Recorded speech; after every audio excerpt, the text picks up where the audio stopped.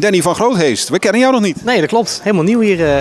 Officieel bij de toppers van Oranje. Dus Wel bijzonder om daarbij te mogen staan. ja, ik vind het wel een beetje spannend. De eerste keer zeg maar, een nieuwe single uitgebracht. Mijn allereerste singeltje. Dus dan mag je meedoen met het grote publiek. Hè? Mag je meedoen met de grote jongens.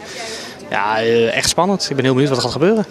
Ik ben eigenlijk heel lang bezig geweest met een nummer zoeken. Een aantal collega's gebeld uit de business van joh, wat voor nummer gaan we doen en wat gaan we uitbrengen. Toen kwam Jeffrey Thalens met dit nummer. Toen zei ik, joh, dat is wel wat voor jou. Ik vind het niks, maar misschien wel wat voor jou.